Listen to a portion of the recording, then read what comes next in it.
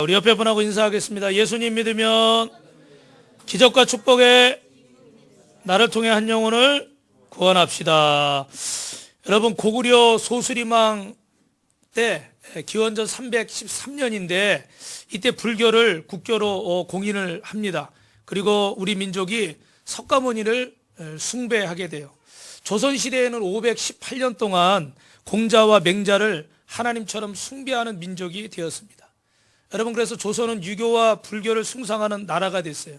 우리 이 한국은 하나님이 아니라 우상에 빠진 민족이었습니다. 그러나 하나님께서는 이 대한민국을 복음의 마지막 주자로 쓰시기 위해서 준비시켜 나가신 줄로 믿습니다. 깜짝 놀랐네. 아멘이 안 나와가지고 너무 처음부터 막 어려운 얘기를 하니까 막 이렇게 기가 이렇게 뺏기는 것 같아요. 옆 사람하고 인사합시다. 나는 보통 사람이 아닙니다. 할렐루야. 여러분, 하나님이 이렇게 찾으시는 한 사람이 있어요. 하나님은 시대마다 한 사람을 찾습니다. 하나님의 뜻을 이루려고. 우리 대한민국이 무슨 일을 한다고 해도 그거는 대한민국 전체지만 결국은 어떻게 돼요? 한 사람을 통해서 하나님이 역사하시는 줄로 믿습니다. 그래서 여러분, 하나님은 이 조선을 잊지 않으시고 1884년에 아펜젤러와 언더우드라고 하는 선교사님을 이 나라에 보내셨어요.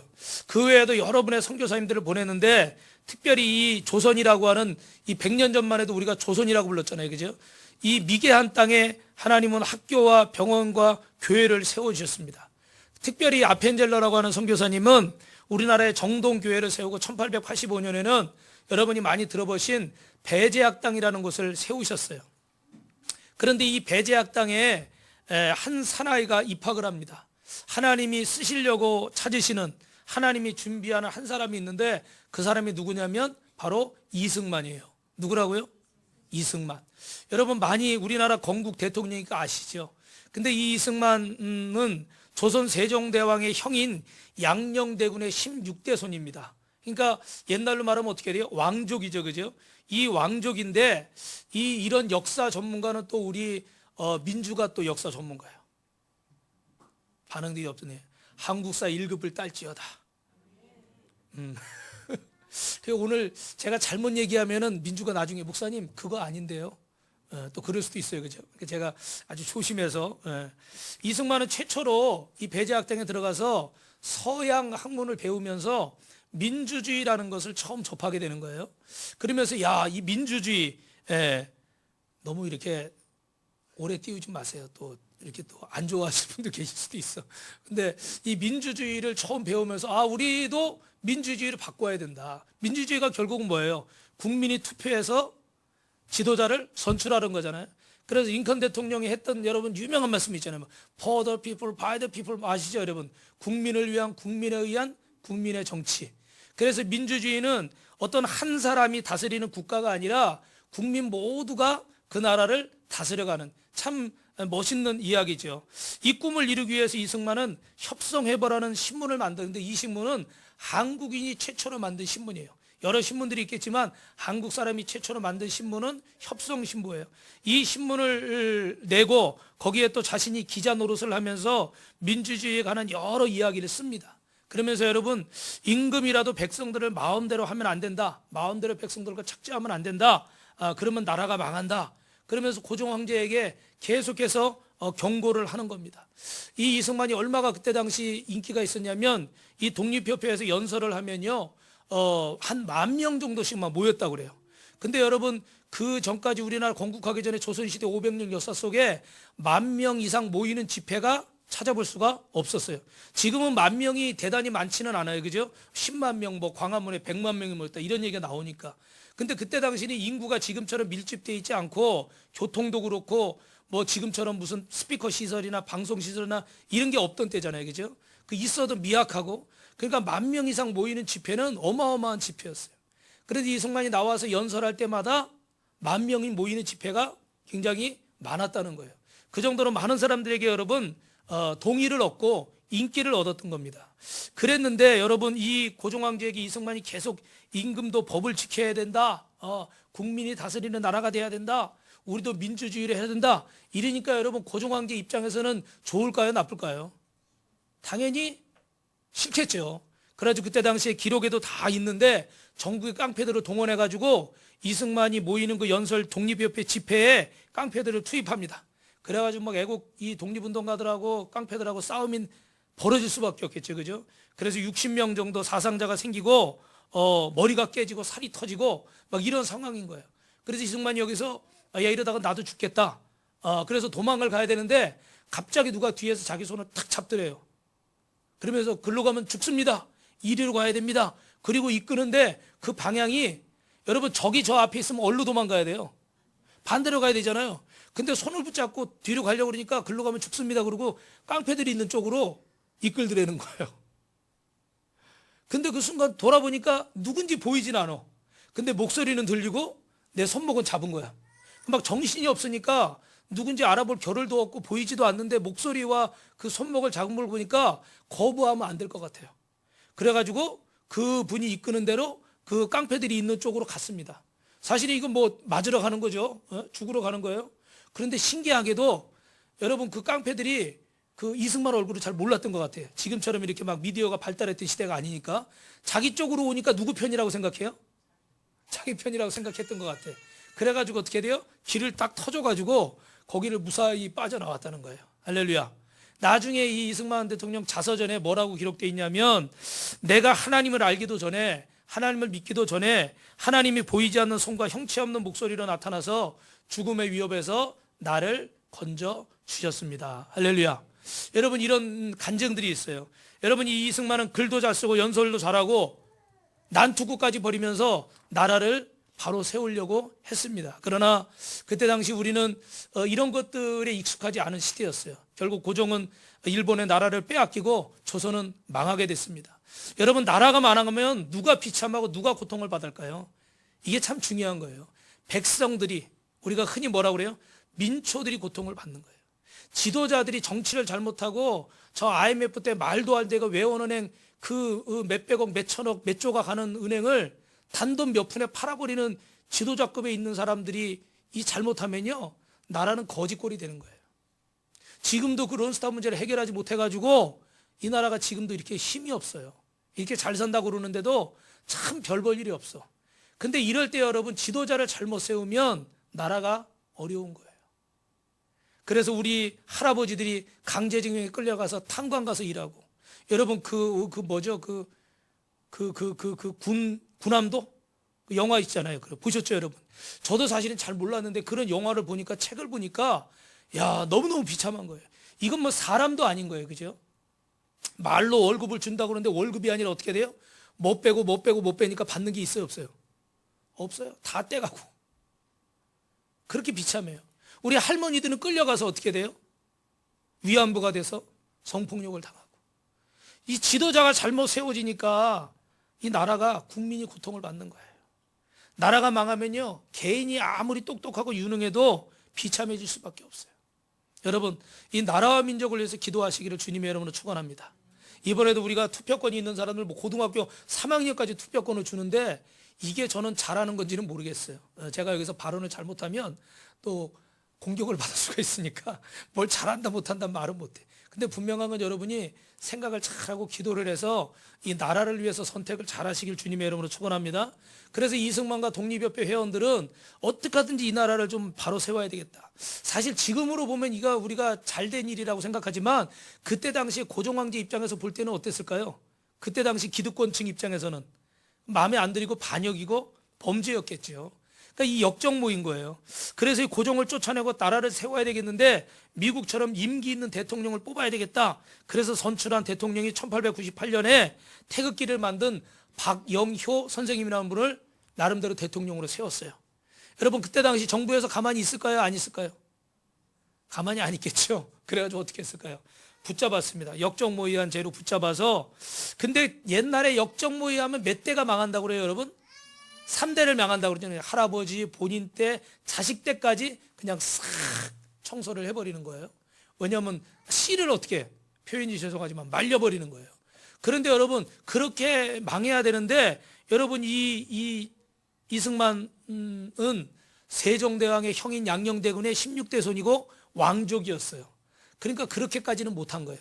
그래가지고 그때 당시 가장 무시무시한 감옥, 사형받은 사형수들만 들어가는 그런 한성 감옥이라는 곳이 있었습니다. 그곳에 갖다 가두었는데, 여러분, 하나님은 한민족 이 조선을 이 민주주의 국가로 오늘날 복음을 전하는 선교하는 국가로 세우기 위해서 이 사람을 하나님이 연단하신 줄로 믿습니다. 그럼 하나님은 그런 사람을 어떻게 쓰시는가? 두 번째는 여러분 따라합니다. 강하고 담대하라. 내가 너와 함께 하느니라. 우리 옆 사람하고 인사합시다. 강하고 담대하십시오. 하나님이 함께 하십니다. 여러분, 우리 눈에 보이는 것에 우리가 실망할 수 있어요. 오늘도 이렇게 날씨가 이렇게 흐리고 막 이러면 어떻게 돼요? 뭐 이렇게 막 움츠려들 수도 있어요. 내 눈앞에 내가 기도했는데 내 환경이 달라지지 않으면, 야, 이게 정말 이루어질래나? 저부터도 어떻게 돼요? 낙심이 돼요. 그런데 하나님은요, 하나님의 은혜 속에서 한 번 더 따라 하십니다. 하나님의 은혜 속에 강한 자로 만드십니다. 그런데 여러분, 어떻게 강한 자가 될까요? 하나님을 만나기 전에는 은혜 속에 강한 자가 될 수가 없어요. 우리가 나름대로 뭐 운동도 하고 좋은 것도 먹고 뭐 공부도 하고 똑똑하고 힘 있고 뭐 이렇게 키워볼 수 있지만, 하나님을 만나기 전에는 진정으로 강한 자가 될 수가 없습니다. 시편 여러분 읽으시 144편 앞부분에 3절 4절 말씀 읽어볼까요? 시작. 여호와여, 사람이 무엇이간데 주께서 그를 알아주시며 인생이 무엇이간데 그를 생각했으니까. 사람이 헛것 같고 그의 날은 지나가는 그림자 같더이다. 하나님이 우리를 생각해주고 인정해주시기 전에는 인생은 어때요? 헛것 같고 그의 날은 뭐와 같습니까? 지나가는 것과 같다. 여러분, 조금만 바람이 세게 불어도 휘청거리고 쓰러져 버리는 헛것 같은 인생이 바로 오늘 저와 여러분입니다. 어떻게 이런 사람들이 하나님의 은혜 속에 강한 자가 될 수가 있을까요? 고난 가운데서 하나님을 만날 때 우리는 하나님이 쓸만한 사람, 하나님이 기뻐하는 믿음의 사람이 될 줄로 믿습니다. 할렐루야. 오늘 영상에서 보셨잖아요. 이용규 선교사님이 고백하는 게 뭐예요? 처음에 이렇게 예배를 인도할 때 이렇게 신유 기도를 하려고 그랬는데 중간에 관둬야 되겠다 생각한 게 결국은 뭐 때문이에요? 나 때문이죠. 내가 기도하려고 했는데 오늘 기도해보니까 성령이 역사할 것 같은 느낌이 안 드는 거예요. 기도했는데 안 나오면 누구 망신이에요? 내 망신이니까. 우리가 전도하러 나갈 때도 대부분은 왜 못해요? 내 체면이나 내가 창피당할까 봐. 이런 게 있잖아요. 그죠? 그러니까 여러분, 예수를 믿으면서도 우리는 우리 자아에 매여 있어요. 그 예수를 믿으면서도 오늘 이 얘기가 주는 아닌데 너무 내 자아에 매여 있어요. 여러분을 사랑하시길 주님의 이름으로 축원합니다. 근데 주님이 허락하신 그런 자존감과 자존심은 어떻게 돼요? 틀린 거죠. 정말 나를 존귀하게 여기는 건 하나님이 기뻐하시는 거예요. 여러분, 사단에게 속지 마시고 나를 귀하게 여기시길 주님의 이름으로 축원합니다. 그런데 그걸 넘어서서 하나님이 원하시는 이상으로 나를 지키려고 하는 거, 내 자존심 때문에 내가 어떤 사람인데 내가 어떤데 내 가치관이나, 여러분, 우리는 신념에 살아야 돼요? 신앙에 살아야 돼요? 여러분, 중요한 얘기하고 있어요. 신앙에 살아야 돼요? 신념에 살아야 돼요?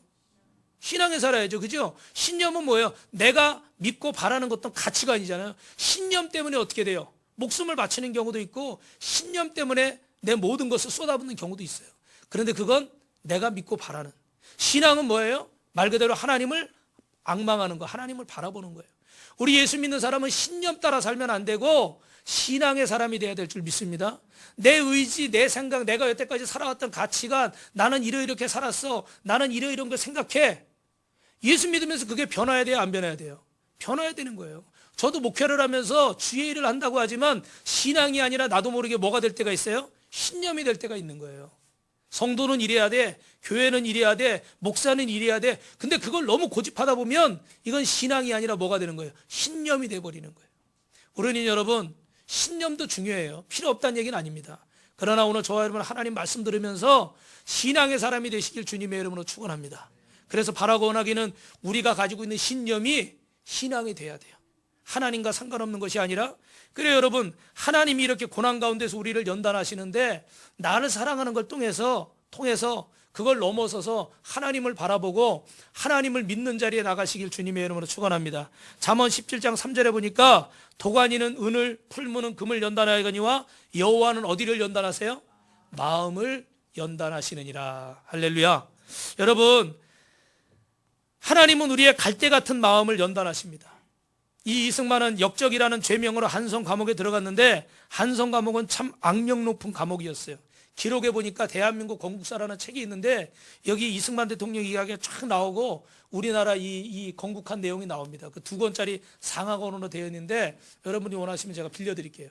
그 책 내용에 보니까 여기 들어가면은 한 일주일만 지나면 이빨과 위가 다 상한대요. 왜 그런가 보면 그 식사를 주는데 식사를 주면서 거기다 모래를 섞어주는 거예요. 그러니까 처음에는 안 먹어요. 그런데 나중에 안 먹으면 어떻게 돼요? 배가 고프잖아요. 그러니까 억지로 먹는 거예요. 죽지 않으려고.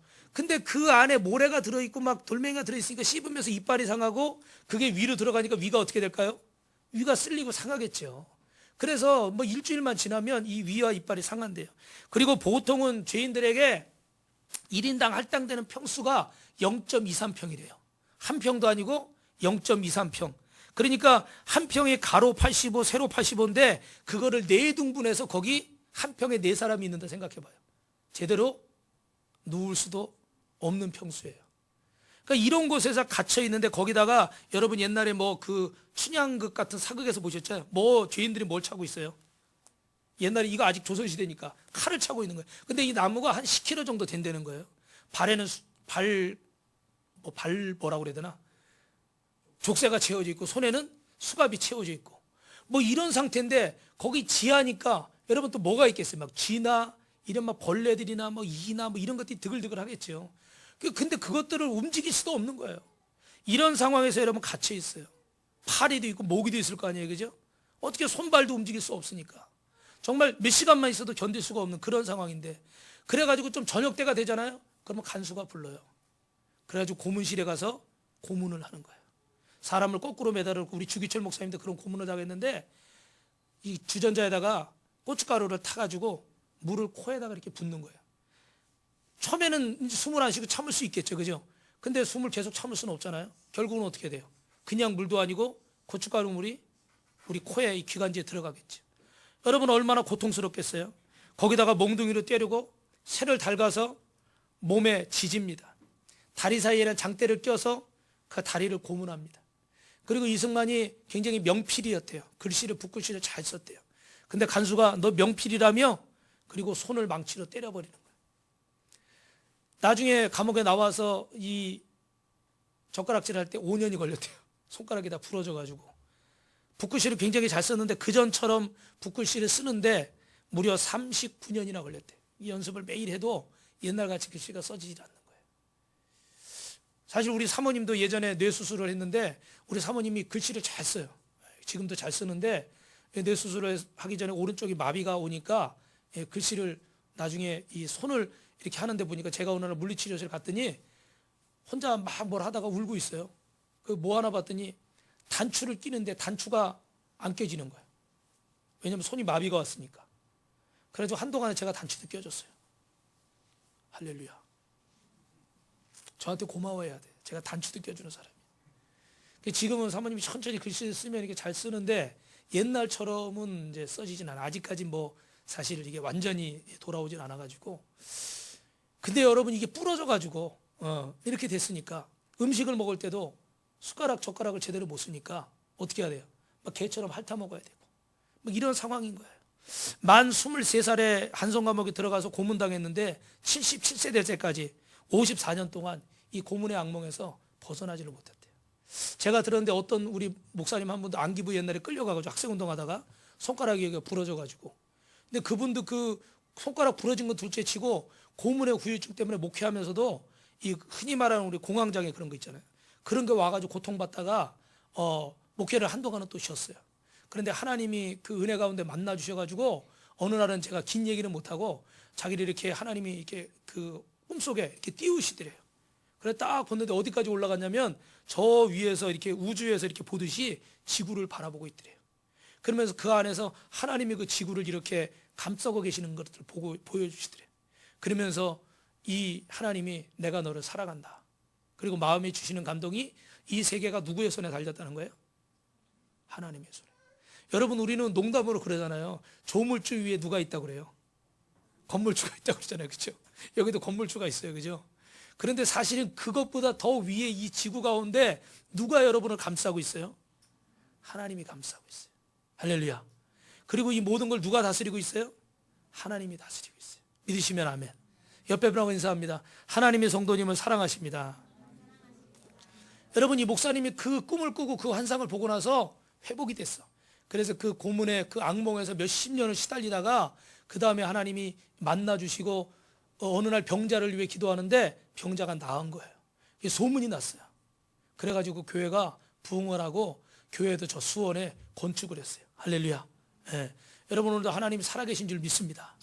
우리 교회에도 아픈 사람 있으면 오늘 기도받고 날지어다. 아픈 사람 없어요? 예.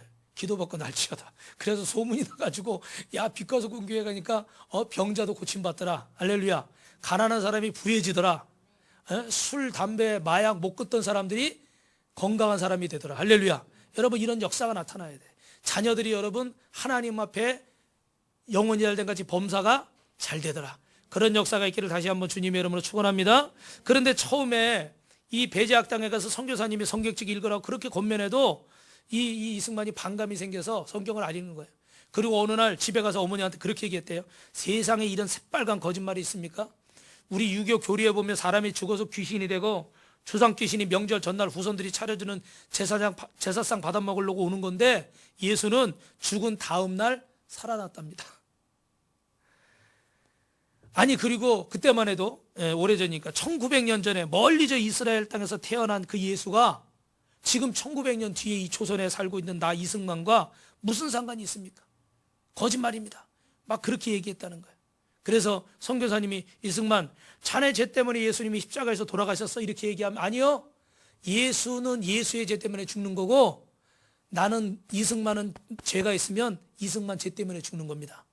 예수와 나는 상관이 없어요. 이렇게 얘기를 했다고 합니다. 그런데 여러분, 이 감옥에 들어가서 고문받으면서 이 손이 부서지고 마음이 부서지고 그리고 이렇게 참 그 더 치욕적인 것들이 기록해 보니까 정말 이 자존심 상했던 게 뭐냐면 고문을 하는데 발가벗겨서 고문을 하는 거예요. 발가벗겨서 거꾸로 매달아 놓는 거예요. 23살 청년인데 얼마나 자존심이 상해요. 고통스러운 것도 고통스러운 거지만 너무나 치욕스러운 거야. 막 한창 나이잖아요, 그죠? 아무것도 못 붙잡혀서 벌거벗겨서 거꾸로 매달려서 고문을 당하는데, 그때 여러분 자기가 성경을 안 읽었는데 이렇게 칼 차고 감옥에 앉아가지고 누가 성경책 들춰주면은 그냥 눈으로 보고 그 페이지도 못 넘기는 거예요. 계속 같은 장만 읽어야 되는 거예요. 그런데 그 성경을 읽으면서 점점 깨달아지는 게 있는 거예요. 내가 이렇게 수치스럽고 고통스러운데 예수님도 내가 당했던 모욕과 내가 당했던 수치를 당하셨던 거예요. 여러분, 마태복음 27장에 보니까 뭐라고 되어 있어요? 이에 총독이, 같이 읽어볼까요? 총독이 군병들이 예수를 데리고 관정 안으로 들어가서 온 군대를 그에게 모으고 홍포를 입히며 가시관을 엮고 그 머리에 씌우고 갈대를 그 오른손에 돌리고 그 앞에서 무릎을 꿇고 희롱하여 이르되 유대인의 왕이여 평안할 지어다. 그리고 어떻게 돼요? 그 뒤에 침 뱉고 갈대를 빼앗아 그의 머리를 치고 희롱을 다한 후에 공포를 벗기고 도로 그의 옷을 입혀 십자가에 못 박으려고 끌고 가니라. 할렐루야. 여러분, 예수님도 나와 같은 고통을 당했구나. 예수님도 나와 같은 수치를 당했구나. 그 고문 중에 이 손톱 사이에 가시로 날카로운 것으로 찌르는 고문이 있대요. 근데 이게 얼마나 고통스러운지, 막 손톱이 빠지는 줄도 모르고 고통을 받는데 그 고통 속에서 어떻게 돼요? 예수님이 나를 위해 가시면류관 쓰시고 그 채찍 맞으신 게 느껴지고 내가 정말 억울해요. 내가 누구를 죽인 것도 아니고 도둑질한 것도 아니에요. 이 나라를 잘 살게 하고 싶어서, 잘 되게 하고 싶어서 한 거예요. 그죠? 근데 예수님은 어떻게 돼요? 나보다 더 죄가 없으세요. 예수님이야말로 온 인류를 구원하시기 위해서 십자가를 치셨어요. 나를 위해서 정말 수치와 억울함을 당하신 거예요. 여러분, 그때 당시에 그 매를 49대까지만 때렸는데 이 십자가의 형벌이 얼마나 고통스러우냐면 50대 때리면 사람이 죽는다고 그래가지고 49대까지만 딱 때리는 거예요. 그리고 죽을 만큼만 고통을 줬다가 좀 있다가 어떻게 돼요? 다시 또 때리고. 이런 걸 수없이 반복하니까 사람이 이게 흔히 말하면 미칠 수밖에 없는 거예요. 제정신이 될 수밖에 없는 거예요. 그리고 그 십자가를 구레네 시몬이 대신 지고 가게 합니다. 여러분, 사람이 이 고통을 줄 수 있는 수만 가지 방법이 있어요. 그때 당시에 이 팔레스틴이 지금도 그렇지만 기후가 어때요? 40도, 45도 막 이렇게 갑니다. 이런 더운 날씨에 예수님을 십자가에 매달아 놨어요. 질에 지쳐서 죽을 수밖에 없습니다. 이런 고통을 보면서 이승만은 감옥에서 성경 읽다가 깨달은 거예요. 아, 예수님이 왜 이렇게 고통 속에 이 억울하게 죽어가셔야 됐는가? 내 죄를 대신해서 죽으셨구나. 할렐루야. 그리고 그 다음에 예수님이 죽으신 다음에 끝나는 줄 알았는데 그 다음 페이지 가보니까 예수님이 어떻게 되셨어요? 부활하신 거예요. 할렐루야. 여러분, 예수님이 죽음으로 끝날 줄 알았는데 사흘 만에 다시 부활한 거예요. 이 부활의 예수님을 이승만이 만난 줄로 믿습니다. 그리고 그가 자서전에 1899년 1월 30일 날 그 쓴 기록을 보니까 나는 평생 처음으로 감옥에서 기도했다.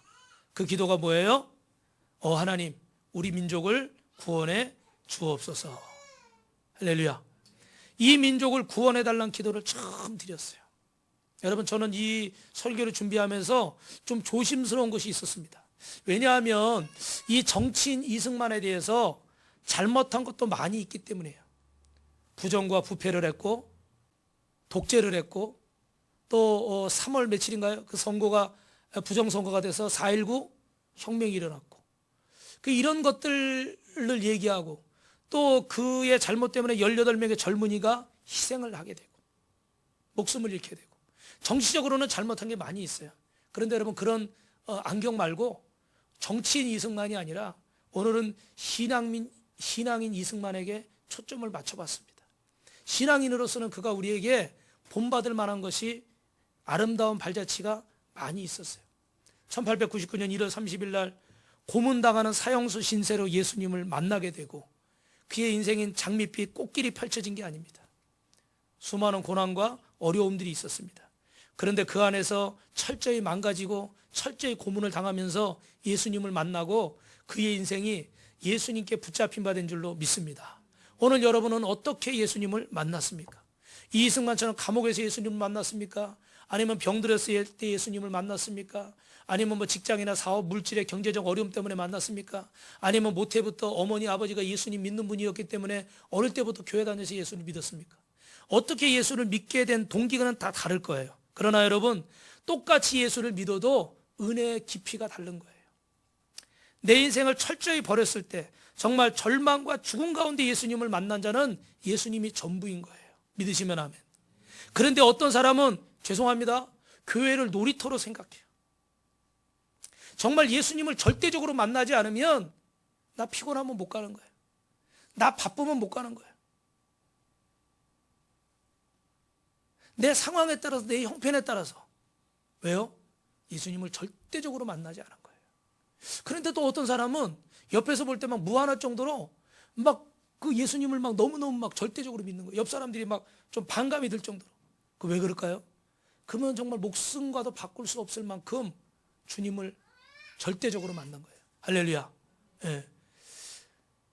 제가 알고 있는 옛날에, 지금은 결혼해서 애가 벌써 둘이지만 한 청년이 아버님이 돌아가셨어요. 그때는 저하고 이제 같은 교회를 섬기지 않을 때인데 저도 소식을 들었는데 아버지가 돌아가셨는데 그 아버지가 분당 차병원에 있을 때 제가 한번 신방 가서 기도를 해드렸어요. 근데 그 아버님이 이제 돌아가셨어요. 병이 깊어서. 그런데 그 아버지 장례를 치르고 그 장례가 이제 주일이 낀 거예요. 그랬는데 그 장례식 가는 날 이 자매는 교회 예배 드리러 간 거예요. 그러니까 가족들이 어떻게 될까요? 형제들이, 친척들이 난리가 난 거예요. 아니, 주일 지키겠다고 아버지 장례 마지막 날 몇 자리에 안 간 거예요. 그 하관식 하는데.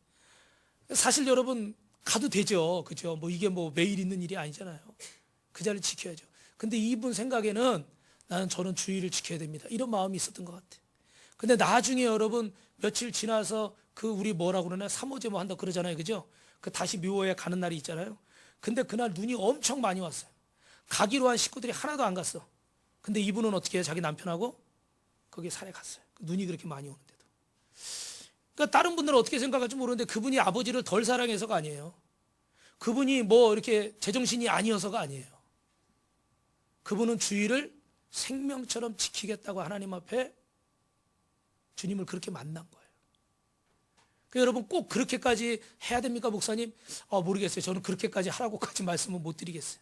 그런데 여러분, 예수님을 생명처럼 만난 사람은 다르다는 말씀을 드리고 싶은 거예요. 할렐루야. 여러분, 제가 이번 주에 새벽 설교 준비하다가 폴 마이어라는 사람의 예화를 얘기했는데, 이 사람은요, 어느 날 지나가다 보니까 이 사람은 노숙자고 거지였어요. 그런데 좋은 고급 승용차가 앞에 지나가는 거야. 그러니까 순간 그 차를 보고서 화가 난 것 같아. 그래서 나무를 발로 차면서 내 인생은 왜 이렇게 비참해? 내 인생은 왜 이것밖에 안 돼? 그러면 막 화가 난 거야. 근데 그가 그날부터 하나님 앞에 기도하기 시작한 거예요. 하나님, 저를 좀 도와주십시오. 제 인생은 왜 이렇게 비참합니까? 거기 기록에 보니까, 책에 보니까, 한번 따라 합시다. 여러 날 기도했더니, 저는 그 구절이 들어오더라고요. 여러 날 기도했대. 그냥 하루 이틀 기도하고 만 게 아니라 굉장히 오랫동안 이 폴 마이어가 그렇게 기도한 것 같아요. 막 기도를 했더니 하나님이 야고보서 1장 5절 말씀을 주시더래. 할렐루야. 야고보서 1장 5절 써 있나요? 한번 읽어볼까요? 시작. 너희 중에 누구든지 지혜가 부족하거든 모르는 사람에게 후히 주시고 꾸짖지 하시는 하나님께 구하라. 그리하면 주시리라. 할렐루야. 하나님이 여러분 지혜를 주시는 줄 믿습니다. 이 말씀이 여러분 제가 이번 주에 깨달은 걸 지금 시간이 없어서 다 얘기를 못하는데 너무 중요한 거예요. 여러분 한번 따라합니다. 하나님을 경외하는 자, 하나님 잘 믿는 자에게 지혜를 주십니다. 여러분 유대인들이 요 얘기만 할게요. 바벨론의 포로로 끌려가서 70년 동안 있었는데 70년 동안 포로들에게 그때 당시 주었던 직업이 뭔지 아세요? 돈놀이 하는 거예요. 이자놀이 하는 거예요. 그게 지금으로 말하면 뭐죠? 금융업인 거예요. 그래서 지금도 전 세계 뭐 골드만삭스니 리먼 브라더스 있는 그런 사태가 나긴 했지만 그런 대부분의 굵직굵직한 세계적인 금융회사들을 다 붙잡고 있는 거 누군지 아세요, 여러분? 그게 유대인들이에요. 그래서 미국의 대통령도 정책에도 유대인들은 마음대로 못하는 게 그것 때문에 그래요. 세계 경제나 권력을 쥐고 있거든요. 하나님이 여러분 포로로 끌려갔지만 하나님을 경외하는 백성들에게 주신 것이 지혜가 뭐냐? 금융업이었다는 거예요. 금융업이라는 게 중요한 게 아니에요. 하나님을 경외하는 자에게 지혜를 주는 줄로 믿습니다. 저는 이런 설교를 수없이 했고 20년 30년 동안 설교를 하고 성경을 읽었는데도 이번 주에 뭐에 딱 얻어맞은 것처럼 아 그렇지, 왜 목사님 자녀들이 잘 되고 왜 하나님 잘 믿는 자녀들이 잘 돼야 되는가, 왜 그들이 복을 받는가, 이거구나. 하나님이 뭘 주세요? 지혜를 주시는구나. 지혜를 주셨다는 건 결국 어떻게 돼요? 하나님이 손이 안 보여요? 다시 하나님이 지혜를 주셨다는 건 어떻게 한다는 거예요? 높이신다는 거예요. 여러분, 직업 가지고 말하는 게 아니에요. 직업이 좋다 나쁘다를 말하려고 하는 게 아니에요. 하나님이 지혜를 주시고 우리 자녀들이 공부를 잘하고 그러면 여러분 어떻게 될까요? 낮아질까요? 높여주시는 거예요. 하나님을 경외하는 자는 하나님이 높이시는데 단순히 돈을 주시는 게 아니에요. 솔로몬에게 주셨던 것처럼 뭘 주시는 거예요? 지혜를 주니까 어떻게 돼요? 부와 귀가 따라오는 거예요. 믿으시면 아멘. 여러분 저는 옛날에 목사님들이 우리 옛날 목사님들 있잖아요. 나이 드신 목사님들이 그렇게 막 그냥 막 그런 축복 설교할 때 사실 아멘 아멘 하고 막 좋아는 했어도 이걸 제대로 못 깨달았어, 솔직히. 근데 이번 주에 설교하면서 아 이거구나, 왜 이 목사님들이 그렇게 설교했는지, 왜 성경에 자꾸 이걸 강조하는지 저는 잠언서 읽으면서 지혜 준다고 그래도 별로 그렇게 고맙진 않더라고. 나는 당장 하나님이 어떻게 한 100명쯤 보내주시고 1000명쯤 보내주시고 아니면 헌금 막 몇 억씩 나오고 그래야 나는 복이라고 생각한 것 같아. 제가 그런 것 같아, 제가. 그런데 정말 하나님이 주시는 복은 지혜구나. 할렐루야. 그래서 이번 주에 여러분 이사야 33장 6절을 가서 보세요. 하나님이 구원해 주시고 평안 주시고 또 하나 주시는 게 지식과 지혜의 풍성함인 거예요. 히스기야 왕이 세상 것 가지고 해결하려도 안 되니까 어떻게 사내립 앞에서 이제 무릎 꿇고 하나님 앞에 기도했더니 하나님이 역사하시는 거예요. 그러면서 내가 너에게 복을 주는데 구원해 주시고 평안 주시고 지식을 주시고 지혜의 풍성함을 주시겠다. 할렐루야. 여러분 구원은 예수 믿고 받는 거예요. 예수 믿으면 마음에 평안이 있어요. 근데 그 다음에 실질적으로 나에게 일어나는 역사가 지식과 지혜의 풍성함인 거예요. 믿으시면 아멘. 그래서 하나님을 믿는 사람들은 인사이트, 통찰력이 생기는 거예요. 사업을 해도 직장을 다녀도 공부를 해도 가정이 있어도 자녀를 키워도 하나님이 통찰력을 주실 줄로 믿습니다. 그걸 꿰뚫어 보는 거예요. 그러니까 어떻게 돼요? 남보다 앞서서 일을 할 수 있고 남보다 먼저 어떻게 돼요? 더 뛰어나게 될 수 있는 거예요. 믿으시면 아멘. 할렐루야. 여러분 경쟁사회에서 1등해라 이겨라 이런 말씀을 드리는 게 아니에요. 하나님을 경외하는 자에게 하나님이 이런 놀라운 복을 주시는 줄로 믿습니다. 여러분 하나님을 절대적인 하나님으로 만난 자, 고난 속에 만난 자는 은혜 속에 강해지는 줄로 믿습니다. 말씀을 정리하겠습니다. 여러분, 감옥 속에서 그가 기도했던 것은 첫째는 이 조국을 구원해 주시옵소서, 두 번째는 내 영혼을 구원해 주시옵소서. 여러분, 처음부터 끝까지 이승만은 나라를 위해서 기도했어요. 여러분, 우리 중에 죄송하지만 이 나라 지금 정재계의 위정자들, 지도자들 중에 이렇게까지 나라를 생각하는 분이 얼마나 계실지 저 스스로도 사실 부끄럽습니다. 저도 우리 교회, 우리 빛가소금교회 성도들, 우리 가족 위에 기도했지 나라와 민족 위해서 그렇게 많이 기도해 보지를 못했어요. 이분이 뭐 얼마나 잘났든 몰랐든 그게 중요한 게 아니고 우리가 하나님 앞에 이 나라를 위해서 얼마나 기도했는가. 여러분, 고려 500년 불교시대 석가모니를 하나님으로 섬겼고 조선 500년 유교시대 공자를 하나님 앞에 하나님처럼 떠받들던 그런 시대에 살았습니다. 그런데 오늘 여러분, 여기서 이승만이 받은 말씀이 오늘 시편 144편 5절인 거예요. 여호와를 자기 하나님으로 삼는 백성은 복이 있다. 할렐루야. 여러분, 여호와를 대한민국의 하나님으로 삼는 백성은 복이 있는 줄 믿습니다. 아멘. 여러분, 여호와를 우리 가정의 구원자로, 정말 구세주로 하나님으로 섬기는 가정은 복이 있는 줄 믿습니다. 한 번 더요. 여호와를 내 인생의 주인으로 모시는 자는 복이 있는 줄로 믿습니다. 할렐루야. 여러분, 그 사람이 하나님이 쓰시는 사람이에요. 1899년 1월 30일 사형수 이승만 가슴속에 이 민족의 복음만을 위해서 기도했고, 결국은 여러분, 그 죽음 직전에 예수님을 만나서 이 나라와 민족을 위해서 눈물로 기도하고 헌신하고 애썼습니다. 그의 기도 제목 중에 하나가 대한민국에 예수 믿는 사람 100만 명을 주옵소서 기도했어요. 이승만이 예수 믿을 때 우리나라 기독교인 통구가 몇 명인지 아세요, 여러분? 40명이었어요. 그때 당시 1899년에 40명인데 그 중에 남자들은 대부분 백정이었고 여성들은 대부분 기생이었어요. 그러니까 여러분, 죄송한데 힘이 있겠어요, 없겠어요? 가장 천한 백정과 기생이 믿는 예수 누가 믿으려고 했어요? 그것도 40명. 그런데 여러분, 왕족, 그리고 꽤 그때 당시 인정받는 위치에 있었던 사람이 예수를 믿게 된 거예요. 그래서 이 사람을 감옥에서, 오늘 그 시간이 없어서 다는 못하지만 감옥에 이 죄수들한테, 간수들한테 복음을 전하기 시작합니다. 그래서 그 감옥 안에 있는 사람들이 예수를 믿게 되고 죄수들이 함께 하나님 앞에 예배를 드리게 되고, 할렐루야. 이런 기적이 있었어요. 그 시간이 많이 가서 여러분, 이 얘기만 하고 마치겠습니다. 1948년 5월 10일 날 우리나라가 최초로 민주주의 선거를 통해서 198명의 국회의원을 선출했어요. 그들이 모여서 헌법을 제정했는데 재헌국회라고 부릅니다. 그때 초대 국회의장이 이승만이었어요. 그분이 연설을 하는데 국회 속기록 일면에 이렇게 기록이 돼 있어요. 첫 줄에 길고 유구한 역사 가운데 국회를 열게 되는 것은 사람의 힘과 능력으로 된 것이 아니고 오직 하나님의 은혜와 도우심으로 된 것입니다. 할렐루야. 그러면서 참 하나님의 은혜를 연설해요. 그리고 나서 이승만 대통령, 여러분 들으셨겠지만 이은영이라고 하는 의원님 앞으로 나오십시오. 이 이은영은 당시 종로 1번가에 국회의원에 당선된 남산교회 목사님이에요. 우리가 국회 처음 여는데 남산교회 목사님이 국회의원이 돼서 기도를 한 거예요.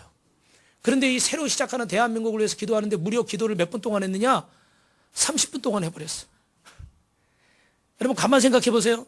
그때 당시 기독교 인구가 40명, 지금은 좀 더 많아졌겠죠, 그죠? 좀 시간이 지났으니까. 그런데 198명 중에 1%도 안 되는 기독교인들 99%가 비기독교인이에요.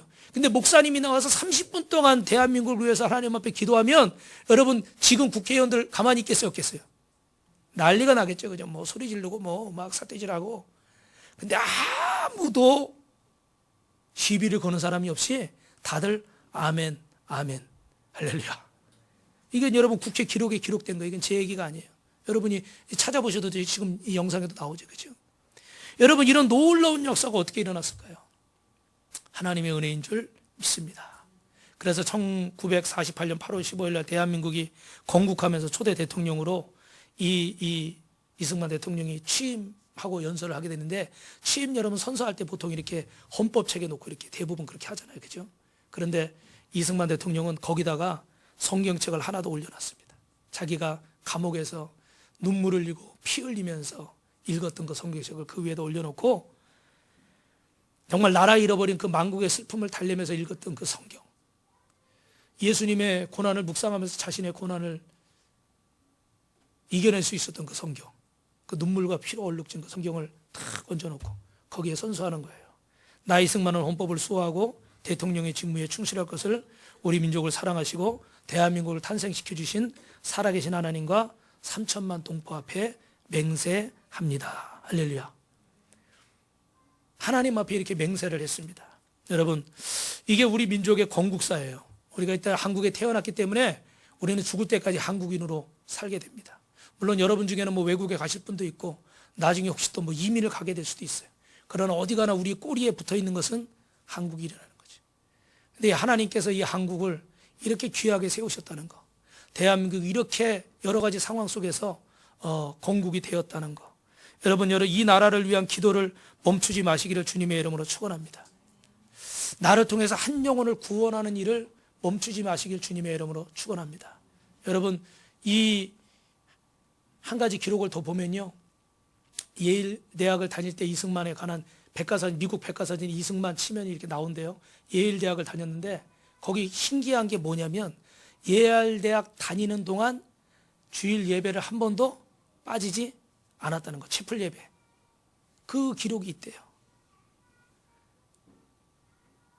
처음부터 끝까지 하나님을 예배하고 하나님을 찬양하는 삶을 살았어요. 우리나라 윤보선 대통령도 나이가 드셔서 돌아가실 때까지도 예배를 빠지지 않으셨대요. 여러분, 하나님을 사랑하고 나라를 사랑하시기를 바랍니다. 그런 사람은 하나님 앞에 어떻게 될까요? 예배하는 사람인 거예요. 그래서 지금 가치관이 많이 바뀌고 있는 그런 세대입니다. 그러나 여러분, 이 하나님의 교회를 세우고, 여러분, 예배가 먼저고 교회가 먼저고 나라가 먼저고, 그래서 우리가 하나님 앞에 정말 멋있는 사람들이 다 될 수 있기를 주님의 이름으로 축원합니다.